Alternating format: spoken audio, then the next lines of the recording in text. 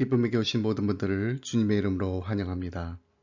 이 시간 우리 조용히 기도하시면서 하나님 앞으로 나아가겠습니다.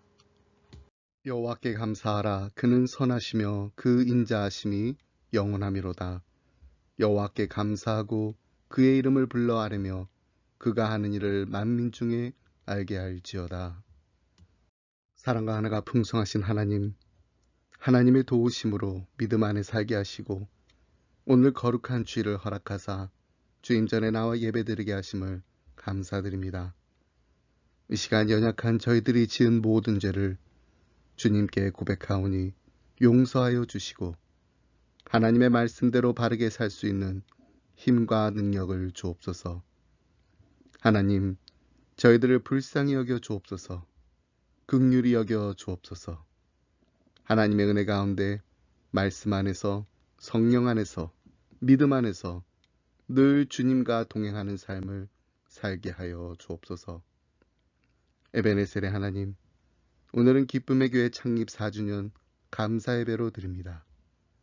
지금까지 예수 그리스도께서 친히 머리 되어 지켜주시고 부흥 성장케 하심에 감사드립니다.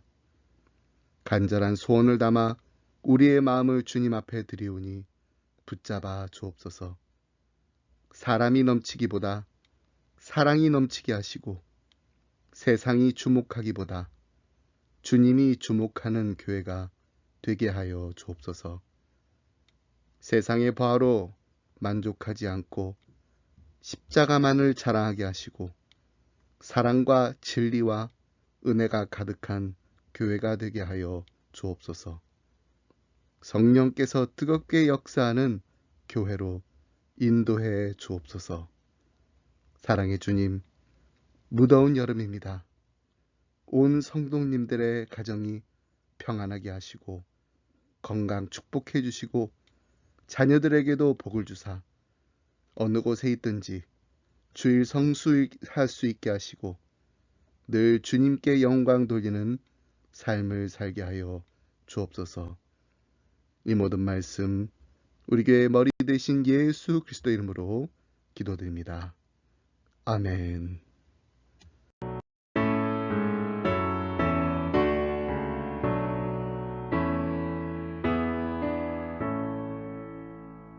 성부 성자와 성령 찬송과 영광 돌려보내세.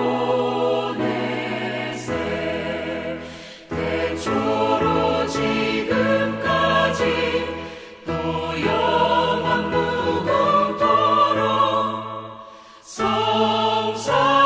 성삼위께 영광 영광.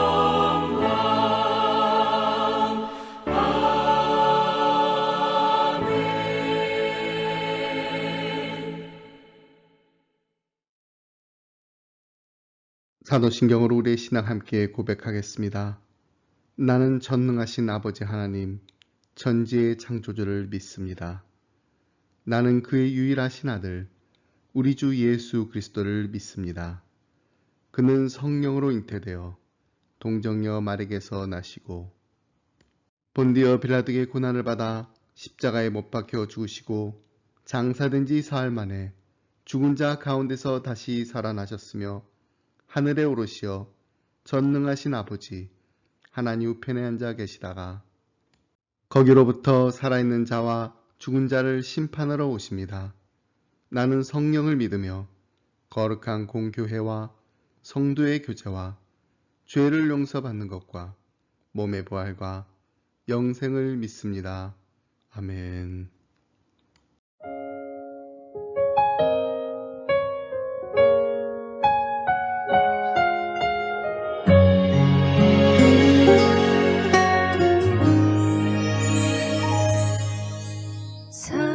사랑이 넘치기보다 사랑이 넘치는 교회 섬김을 원하기보다 섬김의 기쁨 알아가는 교회.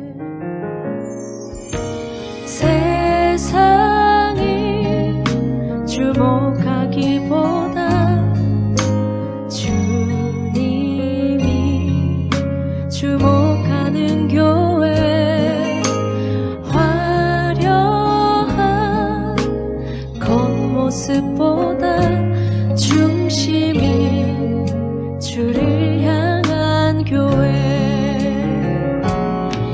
주님이 피로 사신 아름다운 교회 서로를 사랑함으로 하나 되는 교회 주님이 머리 되신 거룩한 교회 우리 함께 만들어 가요. 내 작은 생각보다 더 하나 되매 소중함 하는 교회 세상에 알려지기보다 서로가 서로를 깊이 아는 교회 주님이 피로 사신 아름다운 교회 서로를 사랑함으로 하나 되는 교회 주님이 머리 되신 거룩한 교회 우리 함께 만들어 가요.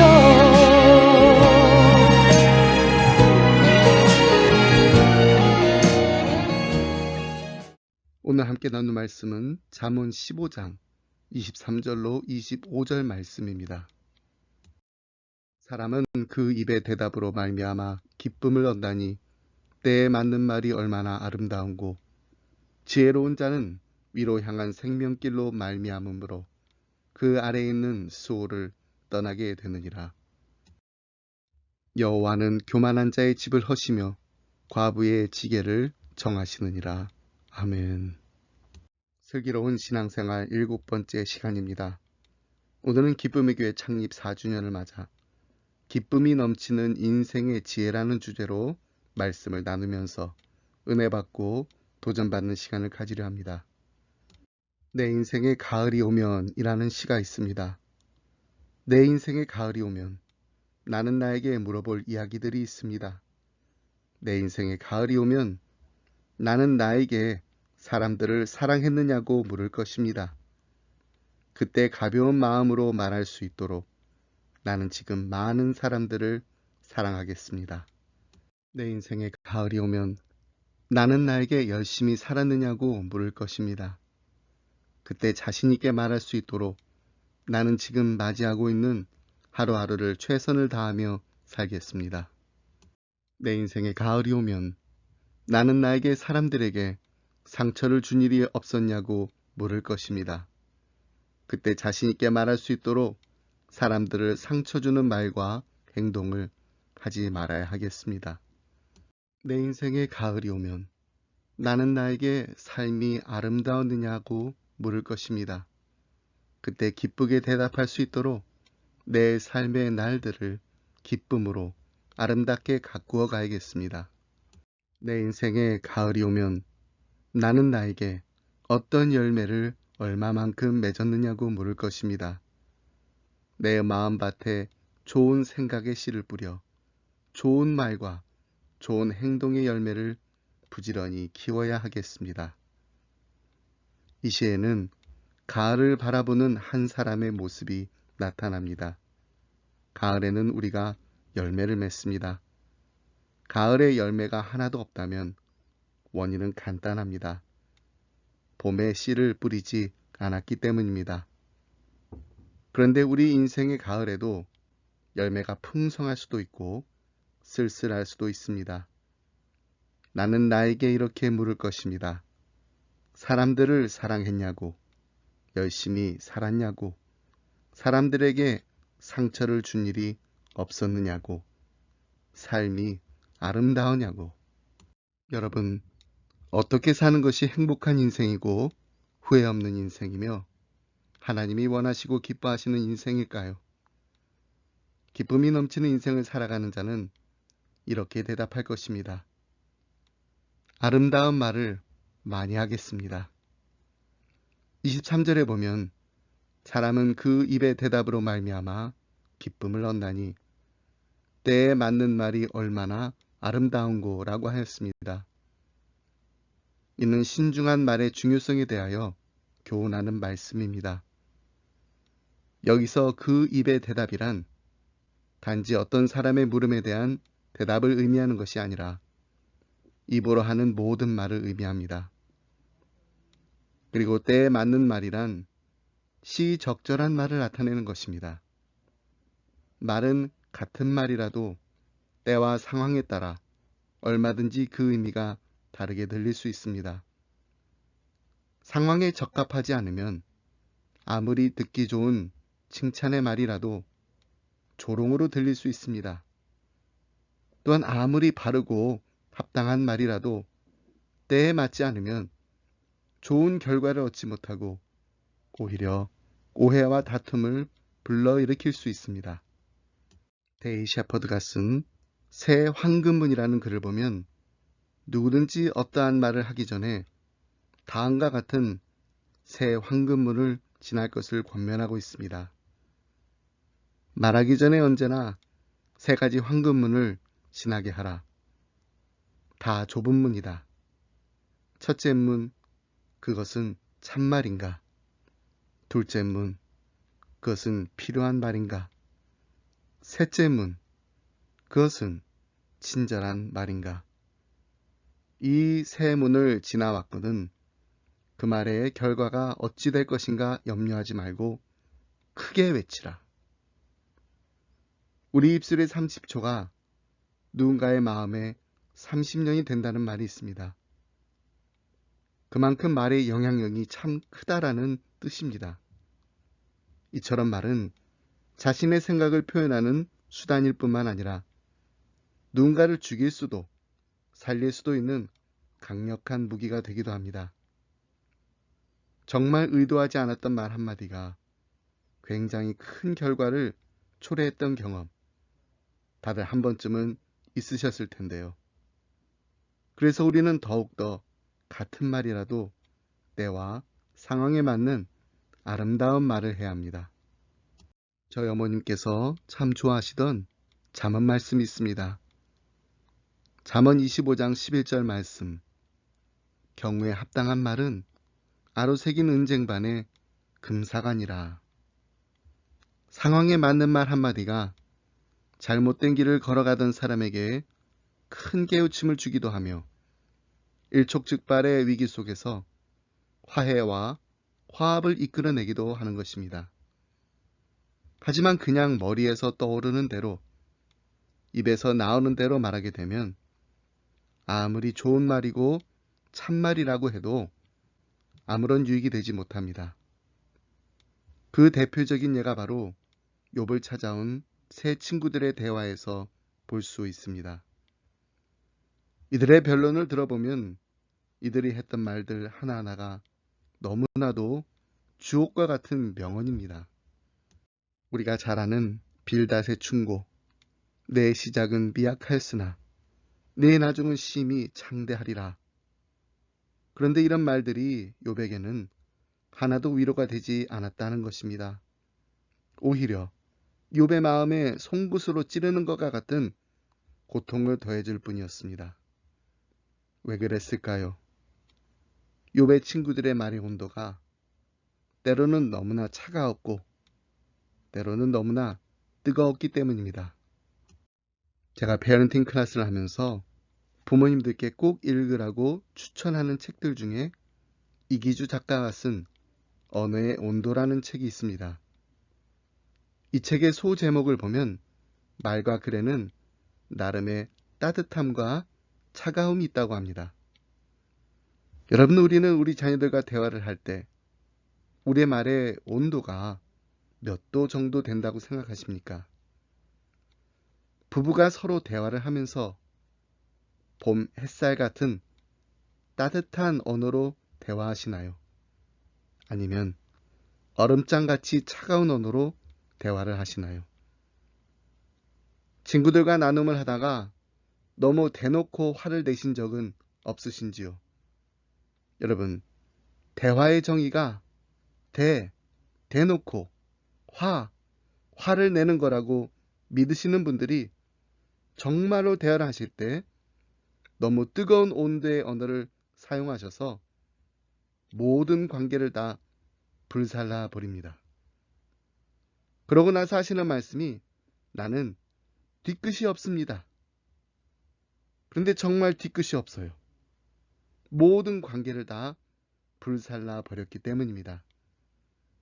나는 하고 싶은 말 다 했기 때문에 속이 후련하고 시원하실지 모르겠지만 그 말을 들은 사람은 더 이상 나를 보고 싶지도 않고 만나고 싶지도 않습니다. 내 말의 온도가 대놓고 화를 내면서 말했기 때문에 너무 뜨거워서 상대방의 마음에 화상을 입히게 되는 것입니다. 그래서 우리는 참말과 필요한 말을 하면서 잊지 말고 기억해야 할 세 번째 문, 친절한 말, 유순한 말을 해야 합니다. 아브라함 링컨이 대통령에 당선되고 처음으로 상원 의원들 앞에서 취임 연설을 하게 되었습니다. 링컨이 연설을 시작하려고 하자 거만해 보이는 한 상원 의원이 일어나 링컨을 조롱하듯 이렇게 말했습니다. 당신이 대통령이 되다니 정말 놀랍습니다. 그러나 당신의 아버지가 구두 수성공이었다라는 사실을 잊지 마시기 바랍니다. 가끔 당신의 아버지가 우리 집에 신발을 만들기 위해 찾아왔고 내가 지금 신고 있는 구두도 바로 당신의 아버지가 만든 것입니다.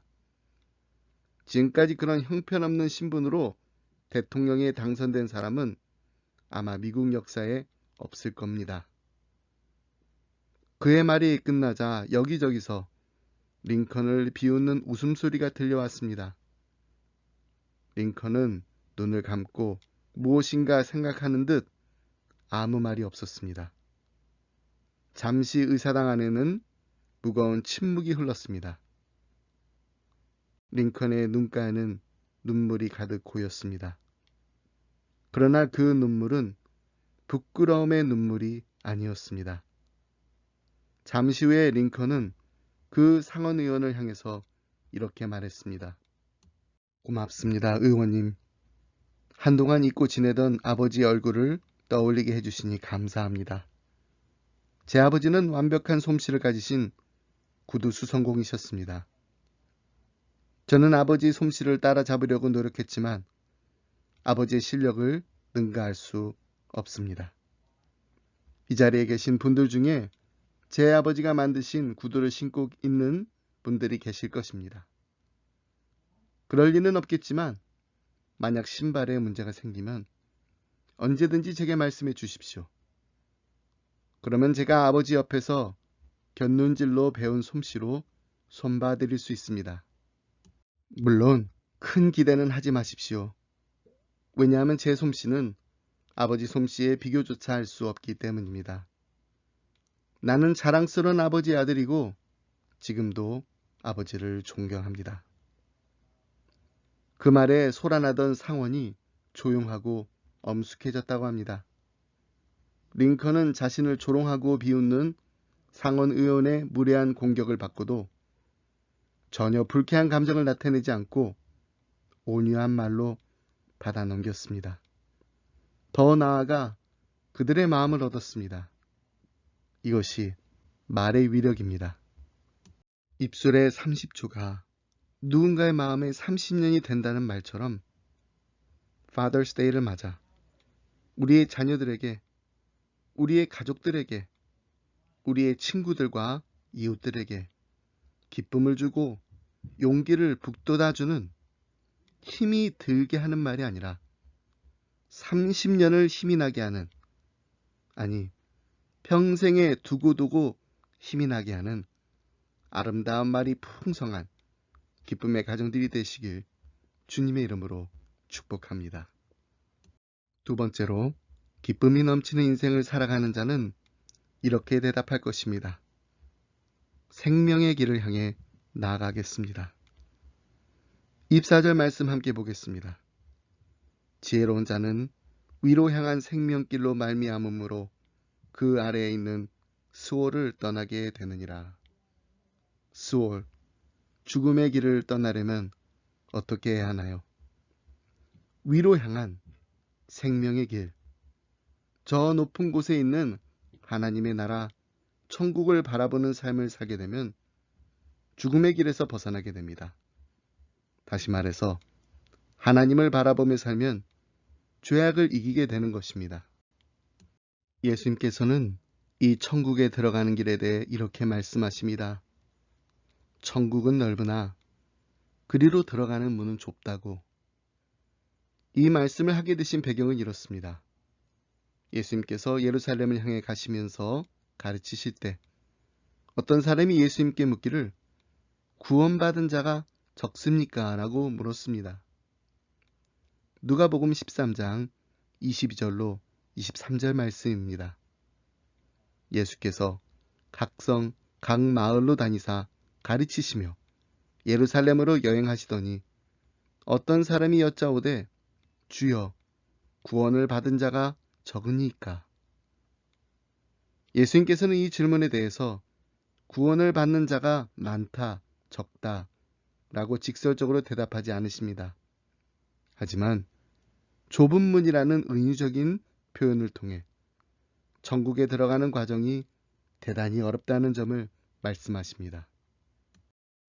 그래서 24절 말씀을 보면 좁은 문으로 들어가기를 힘쓰라. 내가 너에게 이르노니 들어가기를 구하여도 못하는 자가 많으리라고 하신 것입니다.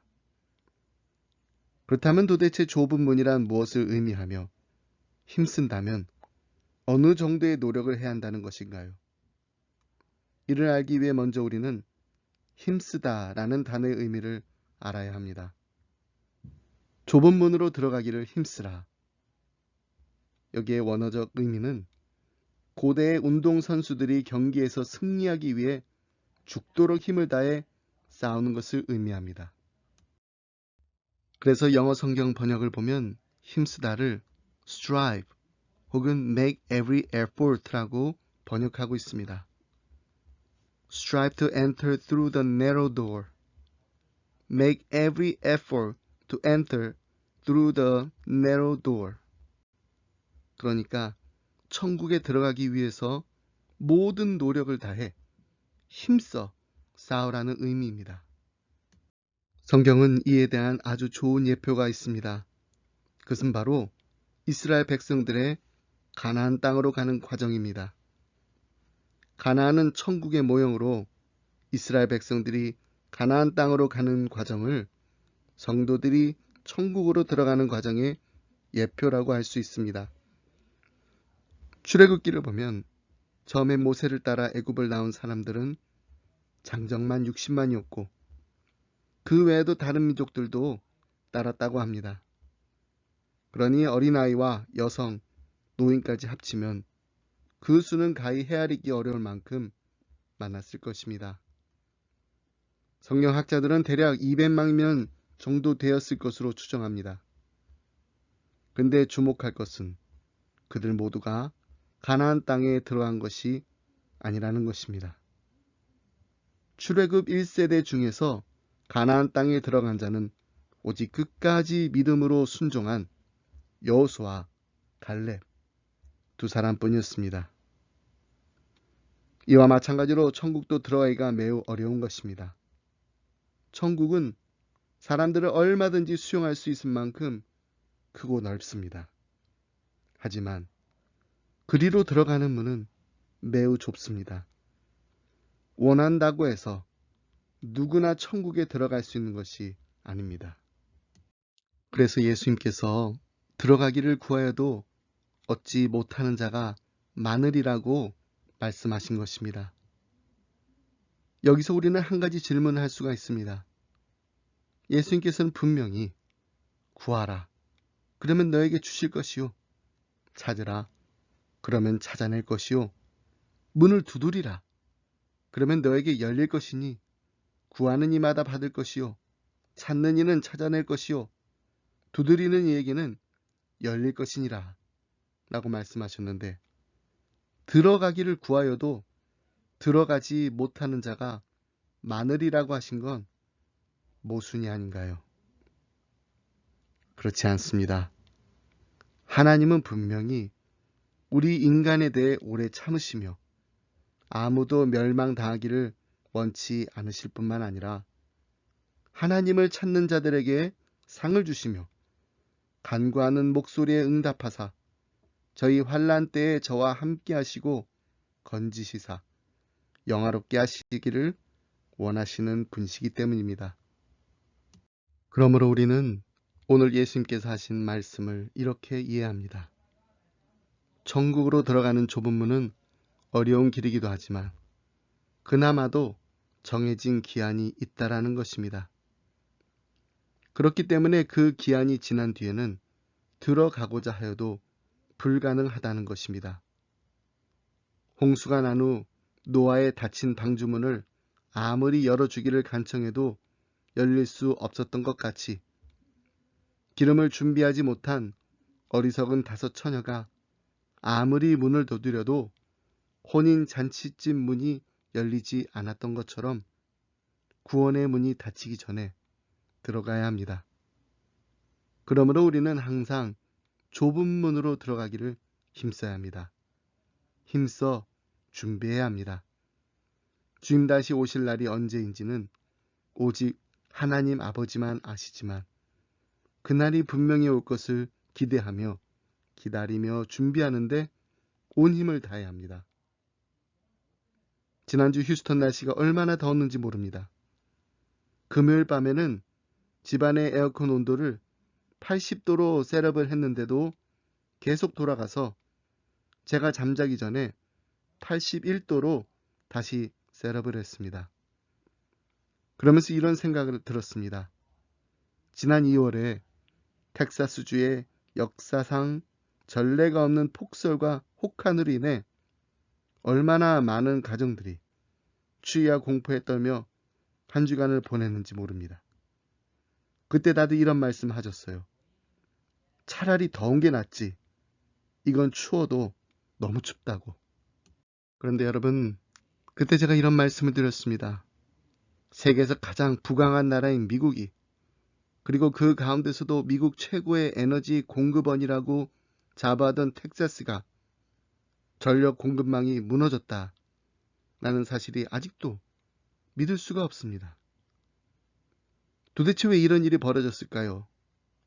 저는 전문가는 아니지만 우리 모두가 다 어그리할 수 있는 이유는 하나입니다. 제대로 준비를 하지 못했다는 것입니다. 아니, 좀 더 정확하게 표현하자면 제대로 준비를 하지 않았다는 것입니다. 기상예보를 통해 이미 기온이 영하로 떨어질 것을 알고 있었으면서도 주정부와 시에서 이에 대한 준비를 제대로 하지 않았기 때문에 400만 명이 넘는 텍사스 주민들이 전기도 없이 물도 제대로 사용하지 못하면서 하루하루를 버텨야 했습니다. 혹한에 대한 준비를 했다고는 하나 제대로 준비하지 않아서 일어난 일입니다. 여러분, 혹한의 재난을 대비하기 위해서도 철저하게 준비를 해야 하는데 하물며 천국으로 가는 길은 어떻겠습니까?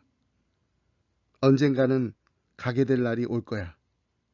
그런데 그 언젠가가 막연하게 올 날이 아니라 우리 모두에게 분명히 오게 될 날이라는 것을 우리가 분명히 알고 믿는다면 우리는 정말로 힘써 준비해야 합니다. 좁은 문으로 들어가기를 힘쓰라고 하신 예수님의 말씀처럼 우리의 모든 것을 다해 천국을 준비하는 데 힘쓰는 날마다 신랑이 오기를 기다리며 기름을 준비했던 지혜로운 5 처녀와 같은 기쁨의 성도님들이 다 되시길 주님의 이름으로 축복합니다. 마지막으로 기쁨이 넘치는 인생을 살아가는 자는 이렇게 대답할 것입니다.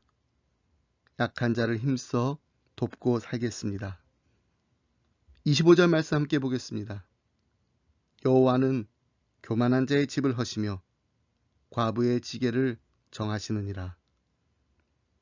여기서 지게란 땅의 경계를 표시하기 위해 세운 돌이나 표식을 가리킵니다. 하나님께서는 이스라엘 백성들에게 친히 공정하게 토지를 분배해 주셨는데 이 토지를 보존하는 수단이 되는 지게표를 임으로 옮긴다는 것은 다른 사람의 소유를 도적질하거나 강탈하는 행위입니다. 이기적 탐욕에 젖는 자들 중에는 지게석을 한 번에 조금씩 눈에 띄지 않을 정도로 옮기는 과정을 되풀이하여 자신의 땅을 확장해 나가는 자들이 있었습니다. 자신들의 권력과 힘을 이용해서 연약한 자들의 지게석을 옮김으로써 부정한 방법으로 자신들의 소유를 늘려가는 일이 허다했습니다. 이렇게 볼 때 교만한 자는 하나님의 말씀을 거슬러 가난한 자를 착취하는 불의한 자라고 말할 수 있습니다. 그래서 신명기 27장 17절 말씀에 보면 그의 이웃의 경계표를 옮기는 자는 저주를 받을 것이라 할 것이요 모든 백성은 아멘 할지니라고 하면서 분명히 경고하고 있습니다. 이처럼 하나님께서는 사회적 약자를 친히 지키시고 보호해 주십니다. 성경에 보면 하나님께서는 가난한 자나 고아, 과부, 나그네와 같은 사회적 약자들에 대한 깊은 관심과 애정을 가지고 계심을 알 수 있습니다. 타락한 이스라엘을 꾸짖으실 때도 항상 언급하신 것이 바로 이러한 사회적 약자를 압제하고 약탈하고 긍휼히 여기지 않았던 그들의 죄였습니다. 그래서 호세아서에 보면 유다의 타락한 통치자들을 가리켜 이렇게 묘사하고 있습니다.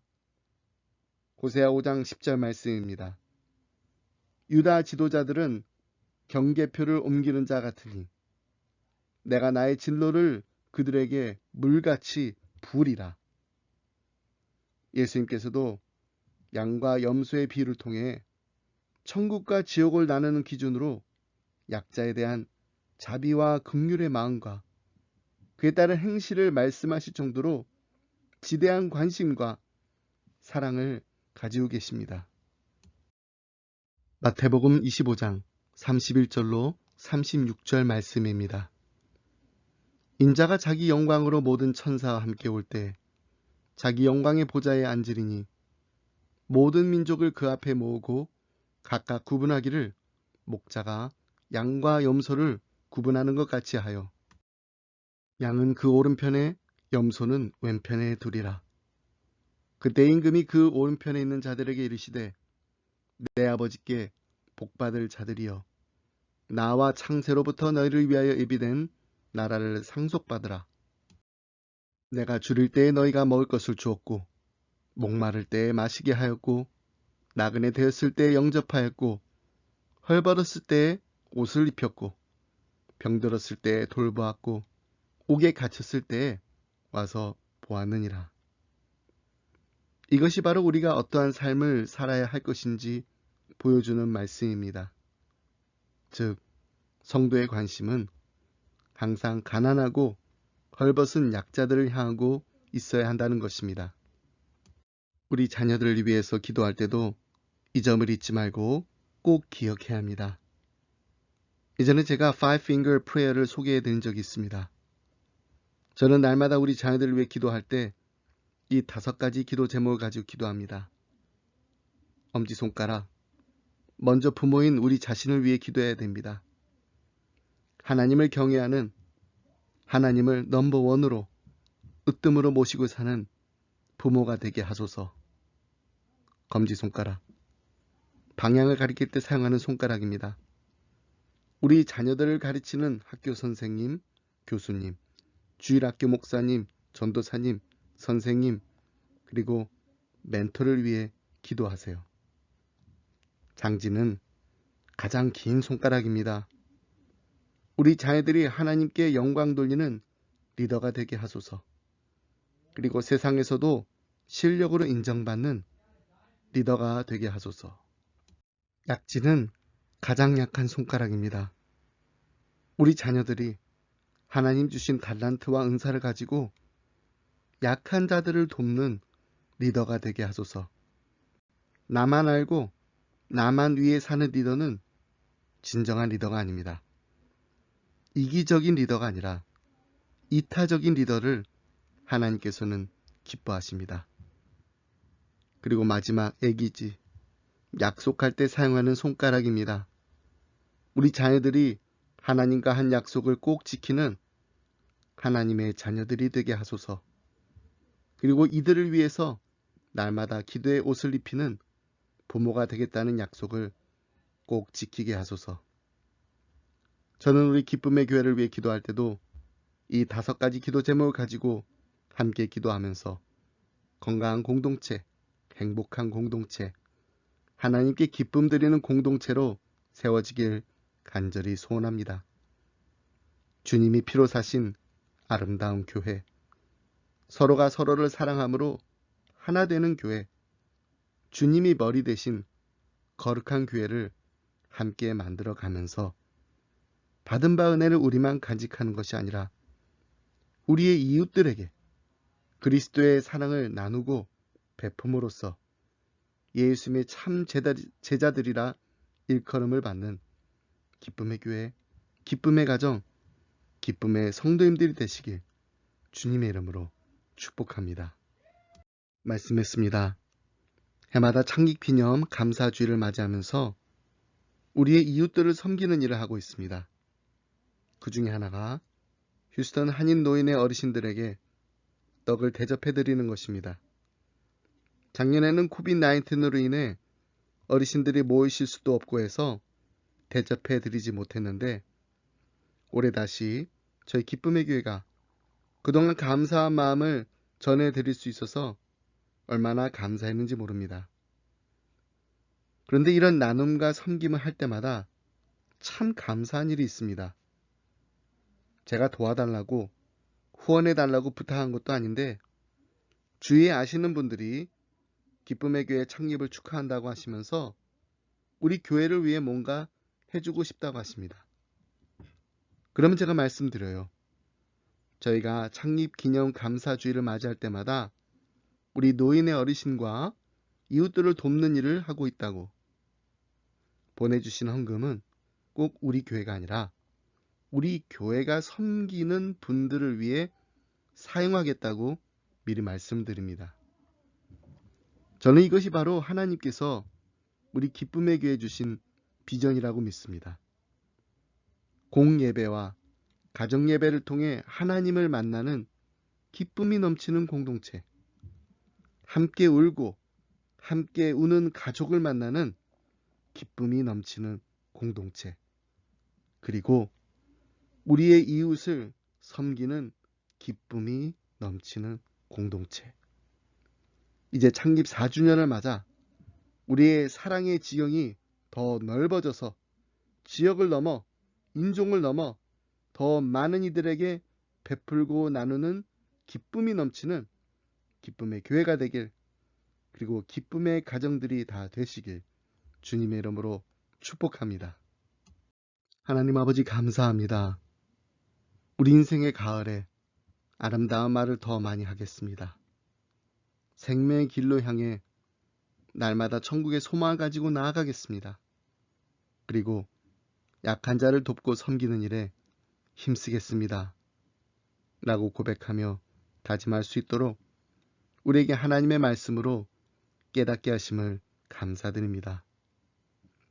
힘이 들게 하는 말이 아니라 힘이 나게 하는 경우에 합당한 친절한 말들이 우리의 입안에 가득하게 하여 주옵소서.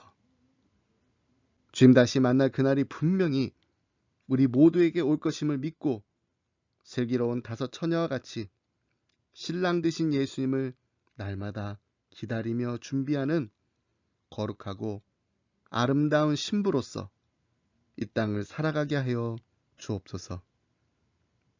그리고 우리 주위에 약하고 힘없는 자들을 위해 무엇을 나눌까, 무엇을 베풀까 고민하며 더 많은 것을 나누지 못해 베풀지 못해 안타까워하는 예수님의 참 제자들이 되게 하여 주옵소서.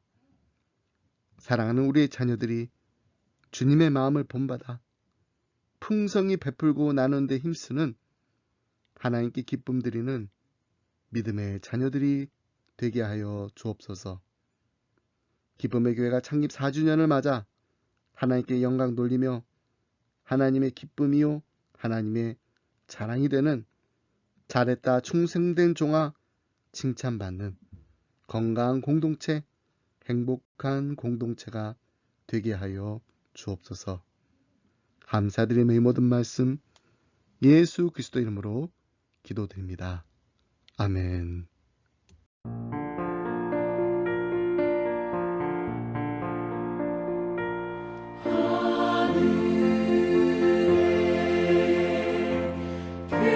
크신 아버지 이름 거룩하사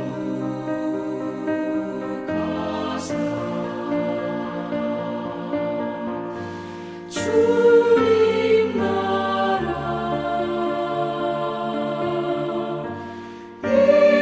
일하시고